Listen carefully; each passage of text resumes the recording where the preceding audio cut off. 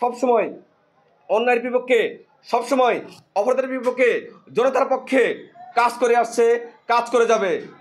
অতএব যারাই জনগণের বিপক্ষে অবস্থান করবে, যারা আজ তালবাহানা করবে, যারা আজ তামাশা করবে, যারা আজ বাংলাদেশে বিচার নিয়ে তামাশা করবে, মনে রাখবেন তাদেরকে আওয়ামী লীগের মতো যেভাবে আওয়ামী লীগ ক্ষমতা হারিয়েছে, আজ আওয়ামী লীগ যেভাবে সংকটে রয়েছে, বিপদে রয়েছে, তাদেরকে এর চেয়ে কঠিন বিপদে পড়তে হবে। ঠিক। অতএব এই মুহূর্তে ওরা এই সরকার ব্যর্থ হয়েছে। আমরা অনেক সময় দিয়েছি, অনেক সুযোগ দিয়েছি, কিন্তু সরকার সেই সময়টাকে কাজে লাগাতে পারছে না। অতএব এই মুহূর্তে মানুষের একটি কথা, ভোটের অধিকার।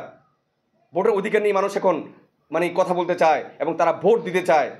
অতএব সংস্কার করতে পারছেন না যেহেতু পদত্যাগ করুন, দ্রুত নির্বাচন দিন, এর বিকল্প কোনো শব্দ নাই। অতএব আমি শেষ মুহূর্তে একটি কথা বলবো, দর্শকদের ঠাঁই এই বাংলাদেশে হতে পারে না। দর্শকদের ঠাঁই এই বাংলার জমিনে হতে পারে না। দর্শকদের ঠাঁই এই মানচিত্রে হতে পারে না।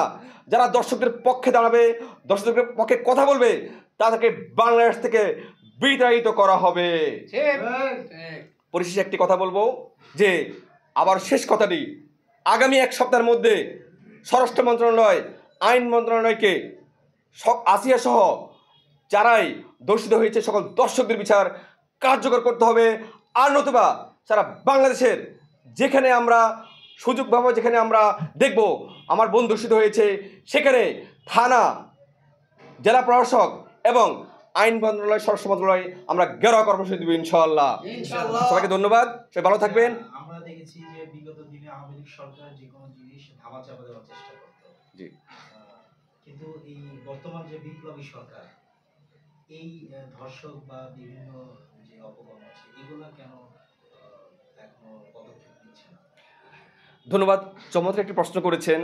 আমাদের এই দেশ আসলে একটা দূষণের দেশে পরিণত হয়েছে।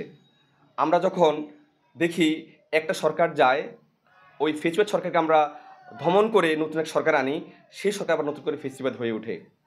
আমরা দেখেছি বিগত দিনে সরকার পরিবর্তন হয়, কিন্তু চেয়ারে যে বসে সেই ফেসিবাদ হয়ে ওঠে। আমরা এমন লক্ষণ কিন্তু আবারও দেখতে পাচ্ছি। 7টি মাস পার হয়ে গেল। আপনি জানেন যে আমি বৈষম্যবিরোধী ছাত্র আন্দোলনের নিজে একজন সংগঠক, যে আন্দোলন করতে গিয়ে রক্ত দিয়েছি। আমরা এই সরকারকে চেয়ারে বসিয়েছি, কিন্তু আমরা দেখেছি এই সরকার চেয়ারে বসার পরে তাদের রূপটাই পাল্টে গেছে। শুধু দর্শন নয়, বাংলাদেশে আনাচে কানাচে, গতকালকে আপনি দেখবেন খুলনা না কোন জায়গায়, আপনার শরীয়তপুর না মাদারীপুরে গলা কেটে ফেলা হয়েছে, মসজিদের ভিতরে আশ্রয় পায়নি, গলা কেটে ফেলা হয়েছে। চিন্তা করেছেন কোন অবস্থায় বাংলাদেশ পৌঁছেছে? বুঝতে হবে কেন এমন হচ্ছে। তার মানে আইন, তার মানে আপনার স্বরাষ্ট্র মন্ত্রণালয় এবং সরকার সম্পূর্ণ ব্যর্থ হচ্ছে। কেন ব্যর্থ হচ্ছে? তারা সরকার হয়তোবা এই যে জাতীয় নাগরিক পার্টি তৈরি হয়েছে, তারা হয়তোবা দিবাস্বপ্ন দেখছে যারা আবার নতুন করে সরকার গঠন করতে যাচ্ছে। এই জন্য তারা তাদের ভোট ব্যাংকে বড় করার জন্য তারা বিগত আওয়ামী দোসরদের, আওয়ামী দালালদের, আওয়ামী চামচাদের আশ্রয় প্রশ্রয় দিচ্ছে এবং আশ্রয় প্রশ্রয় দিয়ে তারা ভোট ব্যাংক বড় করার চেষ্টা করছে। আওয়ামী দোসর কারা? তারা সন্ত্রাসী, তারা খুন করেছে, তারা গুম করেছে, তারা রক্তাক্ত করেছে, তারা দর্শন করেছে, তারা আওয়ামী দোসর, আওয়ামী দালাল। আর এই সরকার তাদেরকে আশ্রয় প্রশ্রয় দিয়ে তাদের ক্ষমতাকে লং টাইম করার চেষ্টা করছে। কিন্তু আমরা এটা হতে দিব না, কিছুতে হতে দিব না। মনে রাখতে হবে, যেহেতু রক্ত দিয়েছি, যেহেতু ঘাম জড়িয়েছি, যেহেতু শ্রম দিয়েছি, দীর্ঘ 17টি বছর শেখ হাসিনার বিরুদ্ধে আন্দোলন করেছি, শাসক বিরুদ্ধে আন্দোলন করেছি, মনে রাখতে হবে আমরা এখনো থেমে যাইনি।